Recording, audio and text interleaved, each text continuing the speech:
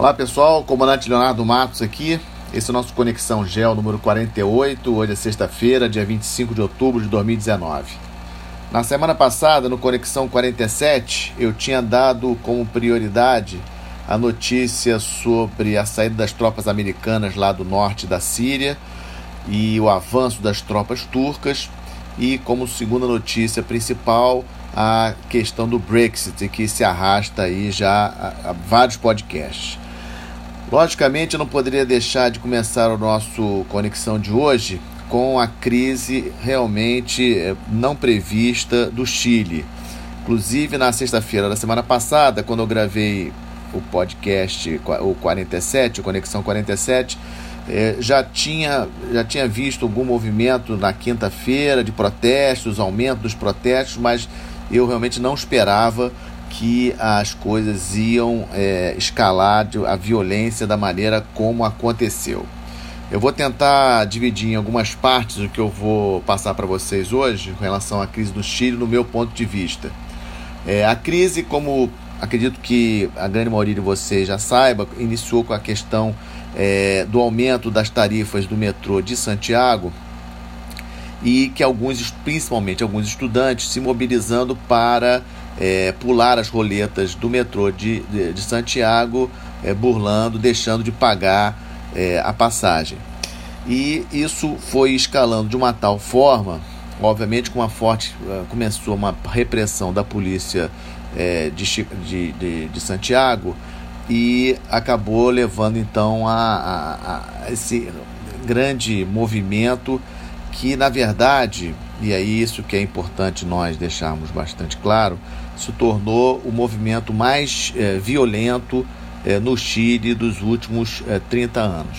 Então, desde que o Chile deixou de ser governado pelos militares, nunca teve um protesto dessa magnitude no país. Também é importante a gente entender que por baixo, e existe, e um dos slogans mais famosos dessa crise no Chile é que não foram por 30 centavos, são 30 anos, ou não foram por causa do aumento de 30 centavos no preço das tarifas, mas são por 30 anos de, digamos assim, opressão em cima de uma determinada classe, de um grupo social dentro do Chile. E aí algumas questões. O Chile tem um sistema de previdência diferenciado, não é um sistema de previdência social, digamos assim, no estilo dos países mais, digamos assim, mais socialistas. É um esquema bastante rigoroso, muito criticado por alguns especialistas, de que é um sistema que não é justo. O Chile também não possui universidade pública.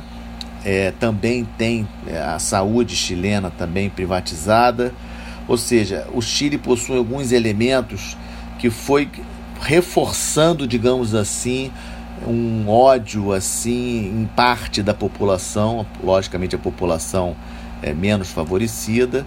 E o que realmente choca um pouco mais é como que a gente percebe nesse momento o distanciamento entre as classes sociais mais ricas e as classes sociais mais pobres, ou seja, a dificuldade, e nós ouvimos aí pronunciamento da primeira-dama, foi vazado um áudio da primeira-dama do Chile, se dizendo horrorizada com o que estava acontecendo, mas algumas palavras que ela usou dando aquela impressão como se fossem quase que animais, outros seres, não seres humanos como ela. Algo meio parecido até com a França lá de 1789, na corte lá em Versalhes, e o povo quebrando Paris. Então, assim, eu acho que o que está acontecendo no Chile serve como reflexão, não apenas para os chilenos, mas para toda a sociedade global. A questão da desigualdade social é uma questão de grande importância, de grande relevância. Eu já falei isso aqui no Conexão Geo em outras ocasiões. É um dos temas, na minha opinião, mais importantes hoje da sociedade global. Não faz sentido algum uma pequena minoria da população mundial ter como riqueza o valor correspondente a toda a riqueza de países, né? Existem bilionários americanos, chineses, europeus e de outros países que possuem riquezas superiores ao PIB de países. É uma distorção impressionante.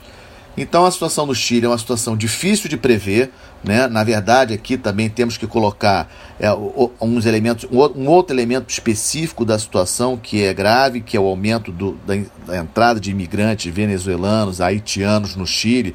A gente sabe que não apenas no Chile, mas no Chile também, a entrada desses venezuelanos, desses haitianos, pressiona o mercado de trabalho, principalmente para os jovens. O Chile é um país com uma população proporcionalmente pequena, são 18 milhões de habitantes. Então, obviamente, que a entrada desses imigrantes venezuelanos, mais alguns haitianos, visível para quem visitou o Chile nos últimos 2-3 anos, é o aumento dessa parcela da população, o que, obviamente, também é um outro elemento. Mas não podemos também descartar algumas coisas que são importantes. Primeiro, a oposição se aproveitando da situação, ou seja, isso é que eu acho que é muito interessante da gente não deixar de lado. Existe uma situação real, existe a questão da desigualdade, existem problemas sérios no Chile.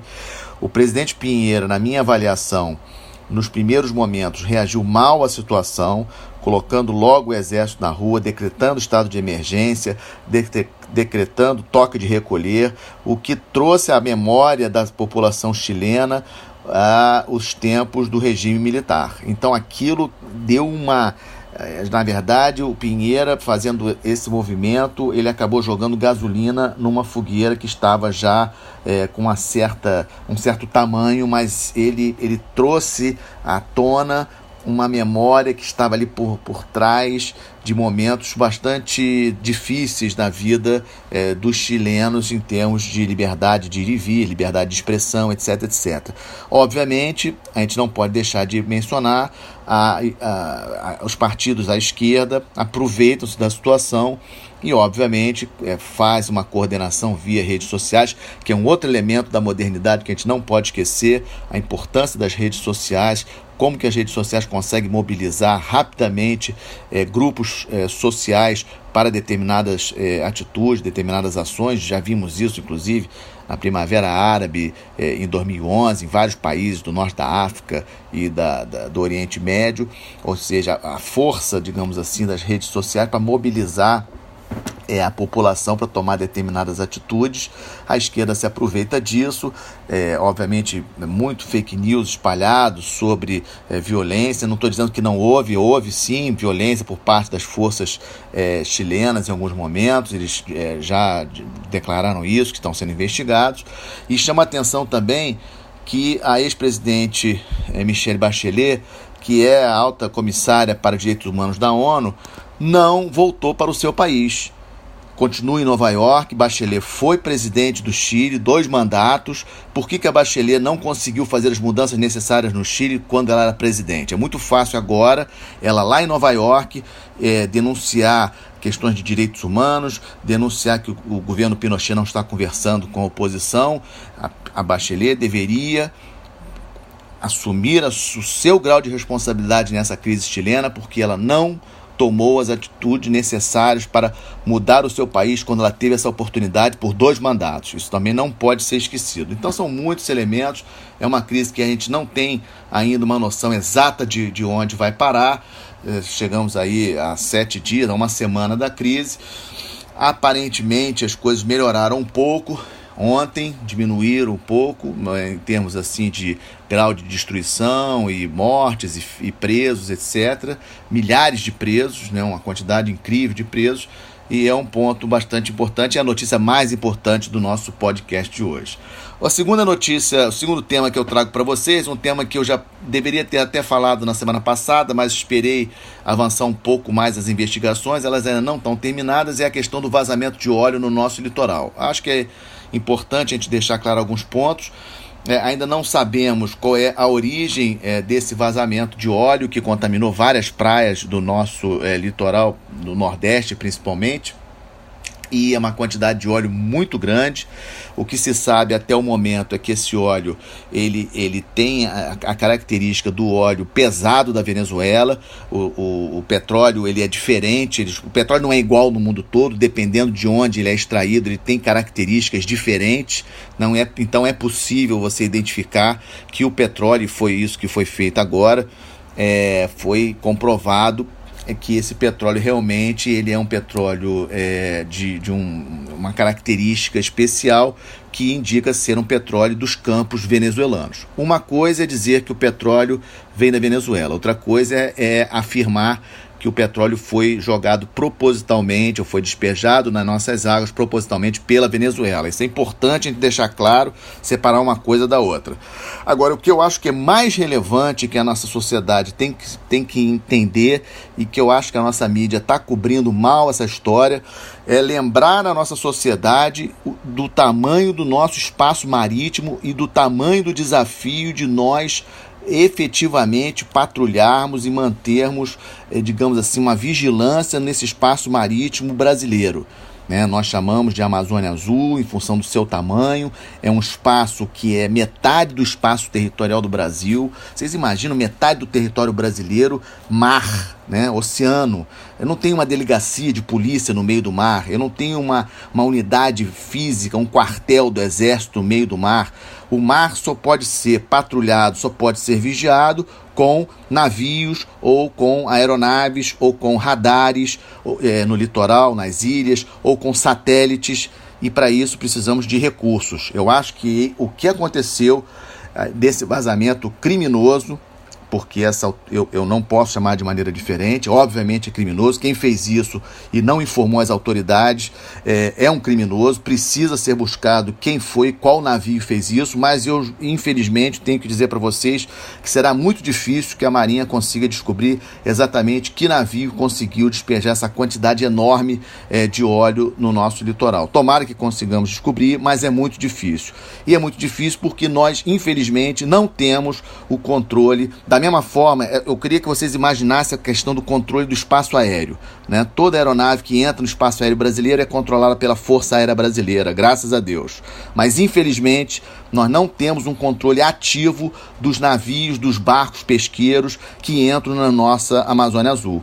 Nós precisamos de uma infraestrutura de radares, de satélites, de aeronaves, de navios em quantidade suficiente para poder garantir. Vocês não tenham dúvida, não é apenas petróleo, esse desastre ambiental causado, esse crime ambiental que tivemos agora. Vocês não tenham dúvida que hoje, nesse exato momento que eu estou gravando esse podcast para vocês, tem pesqueiros ilegais pescando em nossas águas, por exemplo.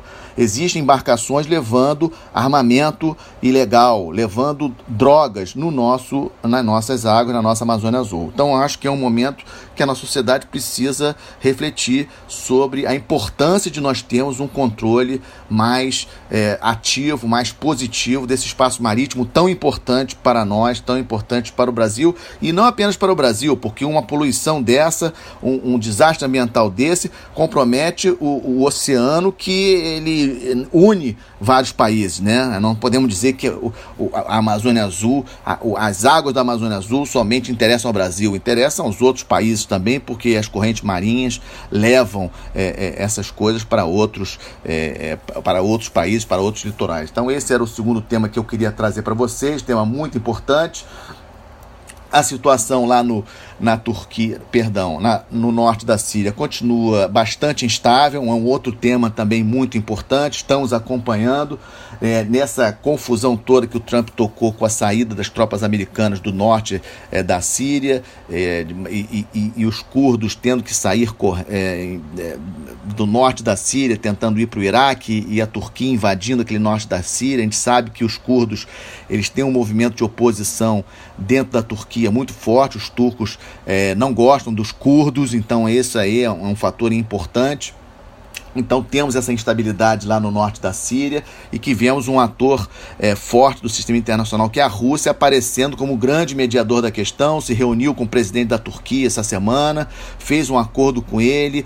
A Rússia também é aliada da Síria, do Assad, e está se aliando à Turquia. E aí vemos aquilo que eu já comentei no podcast da semana passada, a fragilidade do governo Trump para assuntos internacionais, o despreparo do governo Trump para lidar com temas internacionais, né? E o recado principal que é dado com essa retirada das tropas americanas, da forma como foi feita do norte da Síria, é um recado de não confiem em mim, porque afinal de contas os curdos lutaram junto com os Estados Unidos no Iraque, lutaram com os Estados Unidos contra o Estado Islâmico na Síria, e de repente o Trump sai do norte da Síria, deixando os curdos, digamos assim, quase que desamparados, e fazendo inclusive brincadeiras durante um comício, dizendo que quando dois jovens ficam brigando, às vezes tem que brigar um com o outro, falando entre turcos e curdos, ou seja, falando de uma maneira inadequada, com um aliado dos Estados Unidos, que é a Turquia. A Turquia faz parte da OTAN.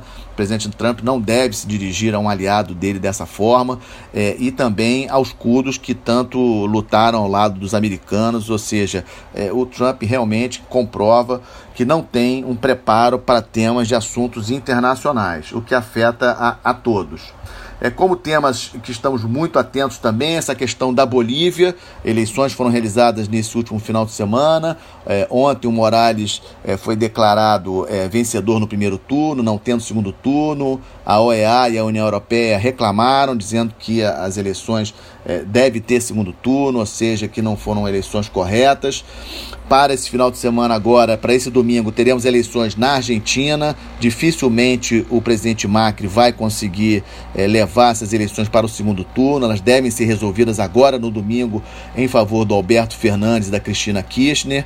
Vou falar mais sobre as consequências disso no próximo podcast. Também teremos eleições no Uruguai. Provavelmente as eleições uruguaias irão para o segundo turno no dia 24 de novembro. Vamos aguardar. Situação no Líbano também muito crítica. É um outro assunto que preocupa, até pela presença do Brasil na Força Naval da Unifil. Vocês lembram, já falei aqui várias vezes, o Brasil comanda a Força Naval da Unifil, tem um navio lá, atualmente a Corveta Barroso. Então é importante que o Brasil... o Líbano é um tema importante para o Brasil, nós estamos presentes lá, e a situação de protesto se arrastando a semana inteira também no Líbano, não com a violência do Chile, é importante a gente esclarecer isso, mas o Líbano está passando por uma situação econômica muito difícil. Os bancos ficaram fechados essa semana.